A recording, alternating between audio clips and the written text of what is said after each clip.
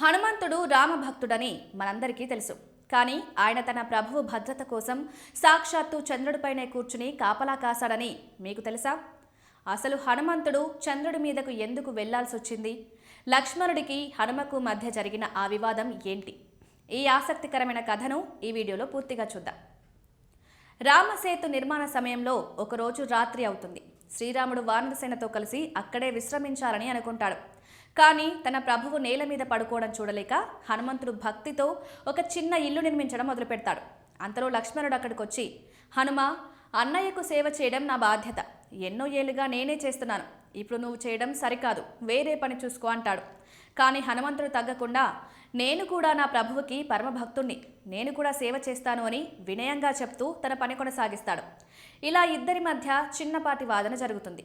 ఈ గొడవ పెద్దది కాకూడదని భావించిన శ్రీరాముడు అక్కడికొచ్చి, హనుమ, ఈ పని లక్ష్మణుణ్ణి చేయనివ్వు, నీకు అంతకంటే గొప్ప బాధ్యత ఇస్తాను. నువ్వు రాత్రంతా నాకు మొత్తం వానరసేనకు కాపలా ఉండాలి అని చెప్తాడు. శ్రీరాముడి ఆజ్ఞ మేరకు హనుమంతుడు కాపలా కాయడానికి సిద్ధమవుతాడు. మొదట ఒక పెద్ద చెట్టెక్కుతాడు. కానీ అక్కడి నుంచి అందరూ కనిపించరు. తర్వాత ఒక పెద్ద కొండ మీదకు వెళ్తాడు.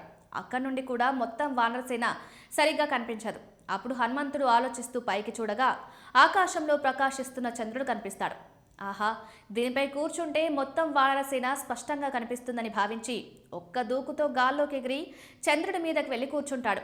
అలా రాత్రంతా నిద్రపోకుండా తన ప్రభువును, వానరసేనను చంద్రుడిపై నుండి కాపలా కాస్తూ రక్షిస్తాడు. చూసారుగా హనుమంతుడి భక్తి ఎంత అనంతమైందో. తన ప్రభువు కోసం ఆయన ఏదైనా చేస్తారు. ఈ అద్భుతమైన కథ మీకు నచ్చితే వీడియోని లైక్ చేయండి.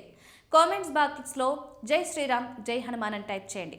మరిన్ని ఆసక్తికరమైన ఆధ్యాత్మిక విషయాల కోసం మన ఛానల్ని సబ్స్క్రైబ్ చేసుకోండి.